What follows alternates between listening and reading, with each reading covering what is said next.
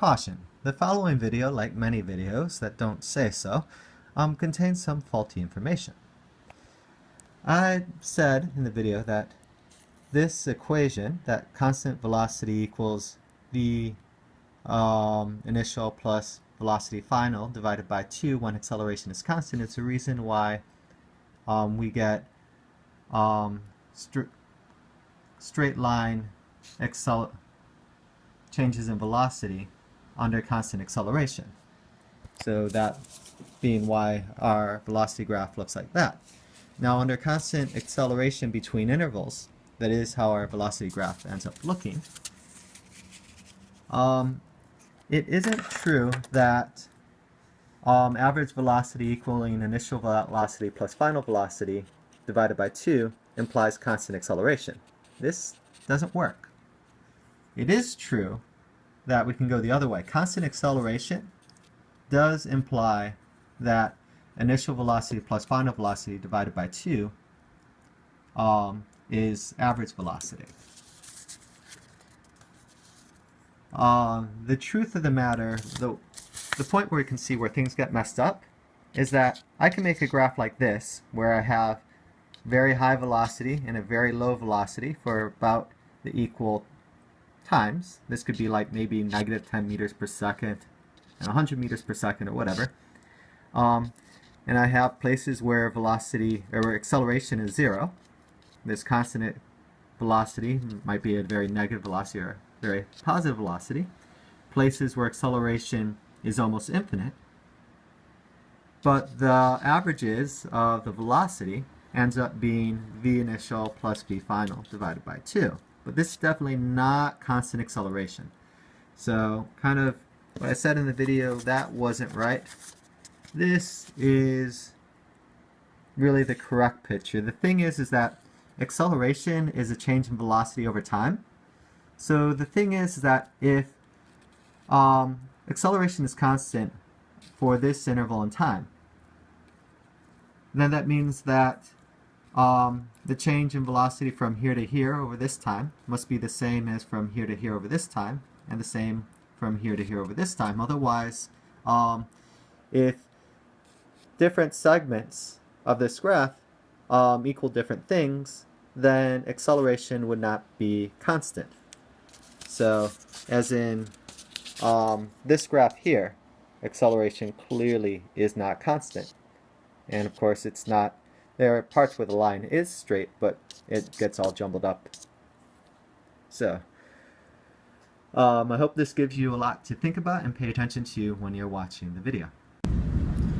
Suppose you're on a train that starts at rest and then accelerates at 1 meter per second squared, going in the negative direction on the track. Goes this way for a while, and then accelerates. This is Kenzie Hope. Well, the first acceleration was negative 1 meter per second squared. And then it accelerates again, this time at positive 1 meters per second squared.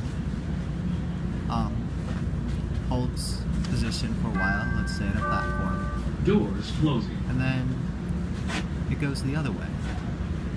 Again, accelerating at 1 meter per second squared.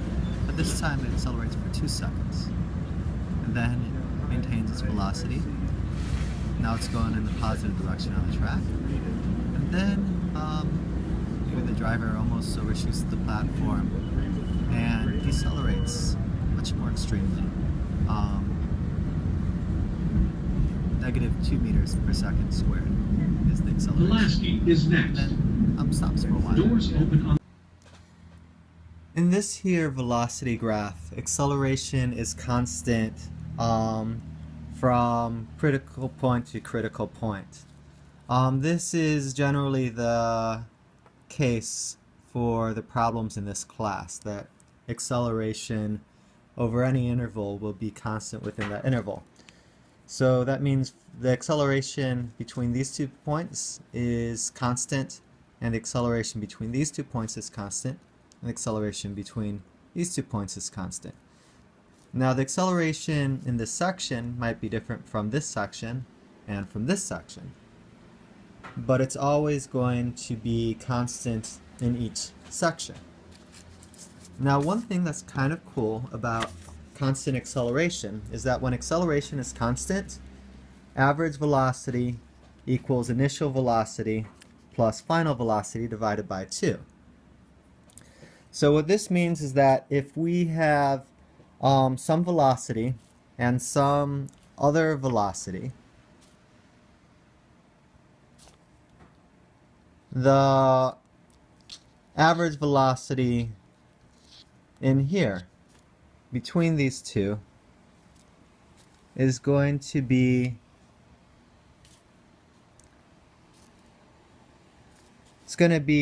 both of these divided by 2. And it's going to occur at a time that's exactly between the times of the other two velocities. And we can keep repeating this process. And what we end up with is that when acceleration is constant,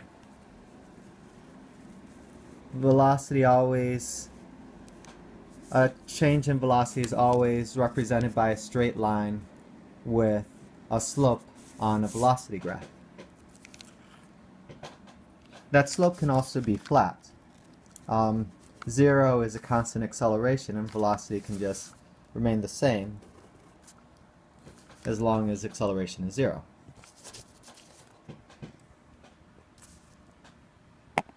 But before I even use that, I'll focus on another concept, which is even easier, which is that here we have position and there we have time, and velocity is change in position divided by time.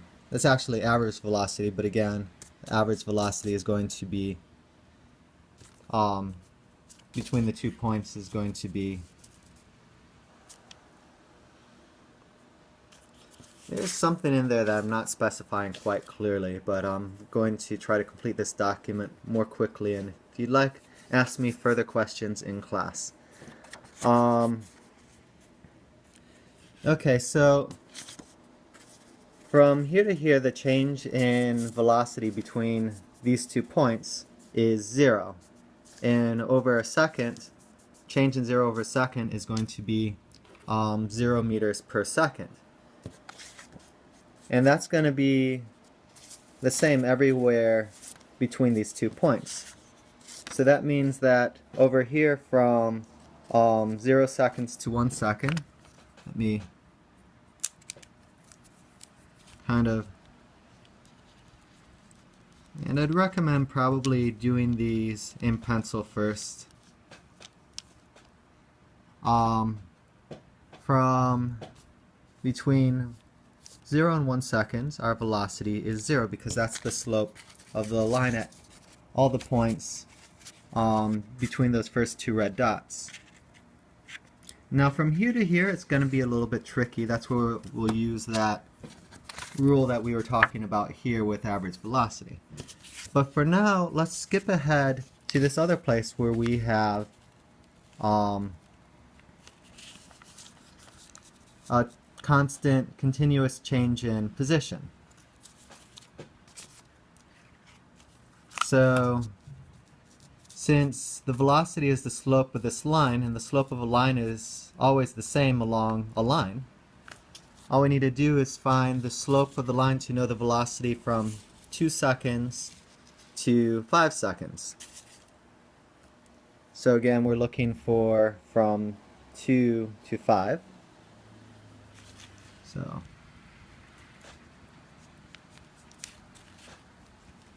So right now I'm going to skip the part from 1 to 2 seconds. And at the end of this you'll kind of see why. And this slope, again, slope is always rise over run. So we have here a rise of negative 1/2 plus 1 plus 2.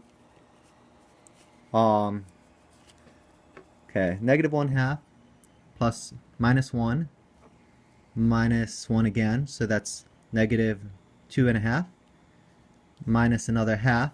So a rise of negative 3 over 1, 1, to 3 seconds. So negative 3 meters divided by 3 seconds is going to be a velocity of negative 1 meters per second. So that's going to go right here. That's kind of hard to see, but that's a negative 1. It almost looks like it could be a sideways 1. That's just how the camera is. But that's negative 1 meters per second. Again, that velocity is constant for that whole interval. And then again, we'll skip this curved portion and then look at the time between 6 and 7 seconds. And there's no rise at all between those 2 points. So the rise over the run, since the run is a second, 0 divided by 1 is 0. So from 6 to 7 seconds, again we have a a velocity of 0. Oops. See, I should have used a pencil here. We have a velocity of 0 meters per second. There's faulty data. And then I'll skip this next curve, and at 9 seconds we get another straight line. So again, I just need to take the slope of this, and it goes over to here where I get a half second, but I'm just going to look at this kind of rectangle here that's between grid points, so it's easier to count.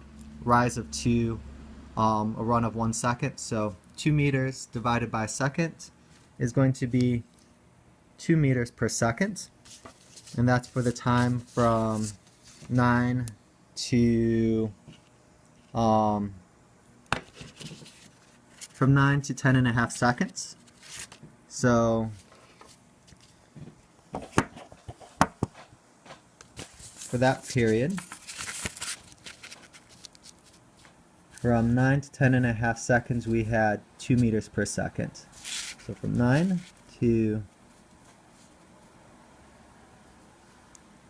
10.5, we have a velocity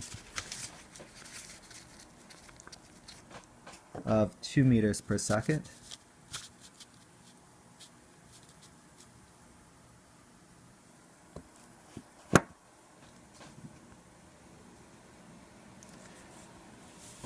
And then again, I'll skip this curve here, and then after that we get another portion where there's no rise over the run.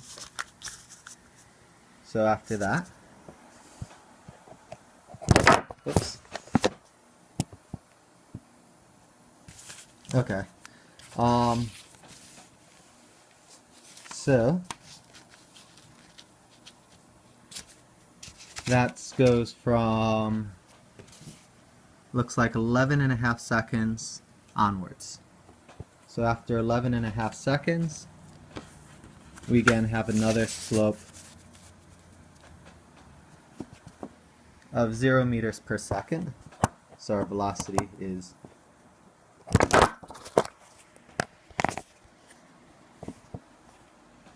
0 meters per second for that interval.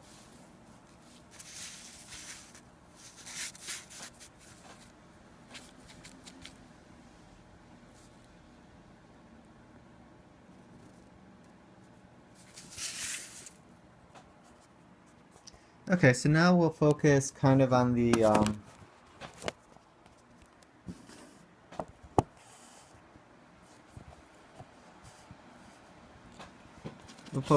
in-between points.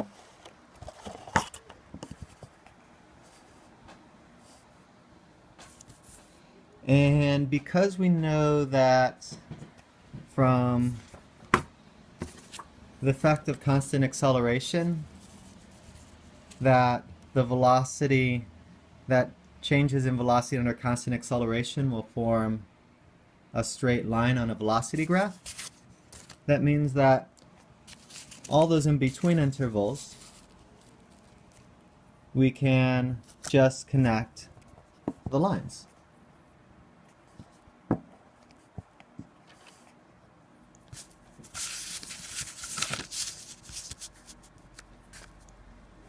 So I'll just do that now. And as you see, during this curve, velocity is decreasing. It goes from 0 to -1 meter per second, which is what we get there. And then in this curve, it's rising. Again, at the same rate. About. And then from here to here, it's also rising. And again, the slope of the velocity line seems to be the same in these first cases. And then from this last portion, we get another decrease, but it's about twice as steep as the others.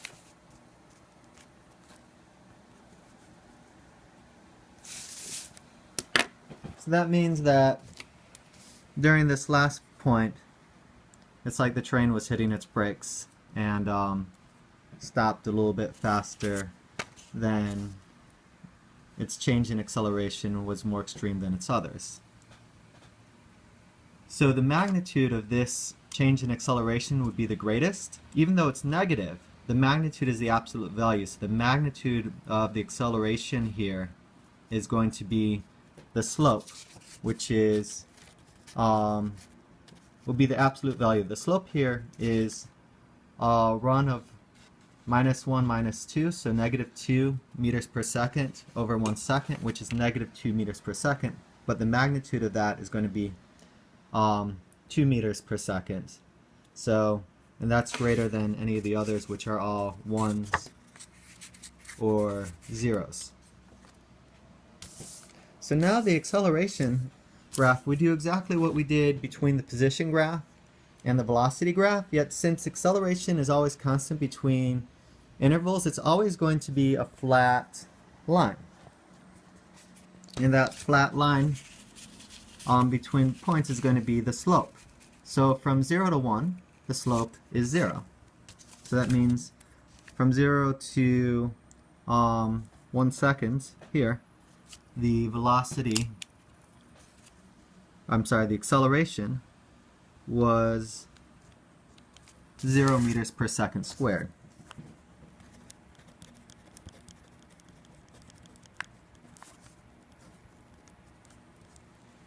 So acceleration is meters per second squared.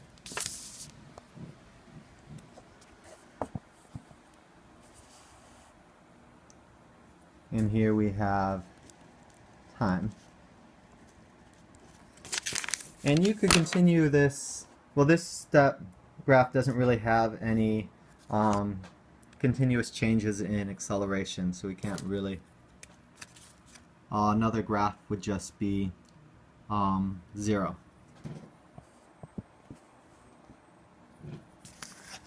With some undefinable points, but that's not anything we need to get into.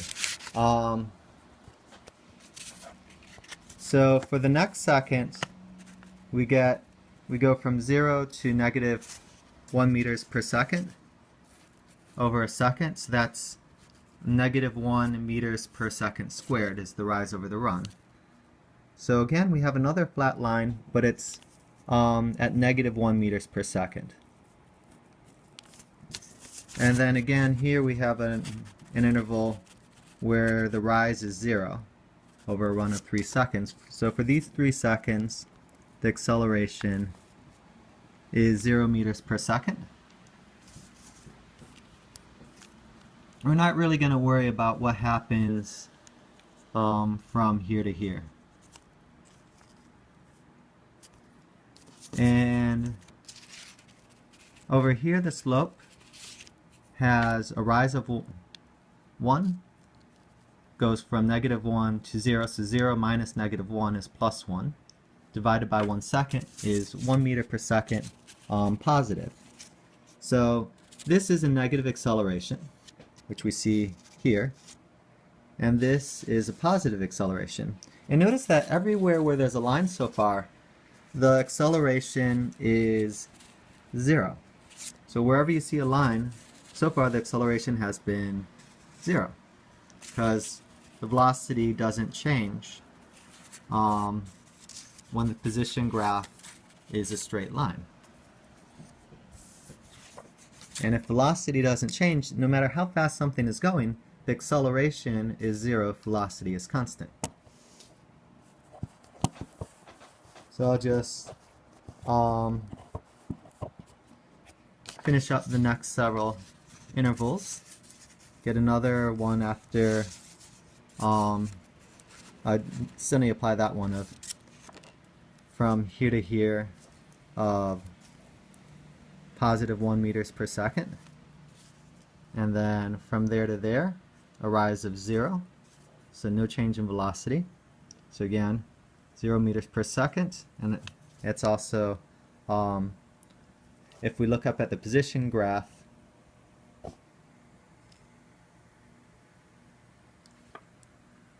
it's a straight line there. And then this next section, it has a rise of 2 over a run of 2. So 2 meters per second divided by 1 second gives us 1 meter per second. And that's over a 2-second period.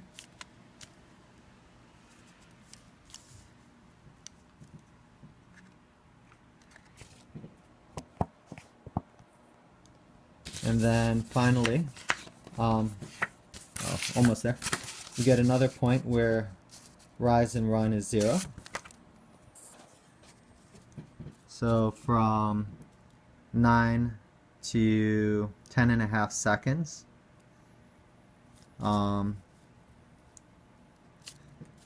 we have another portion with 0 meters per second as per second squared as the acceleration. And then here we have that really steep slope, which goes minus from 2 meters per second to 0 meters per second. And 0 is the final velocity, minus 2 is initial velocity, is negative 2 meters per second divided by an interval of 1 second.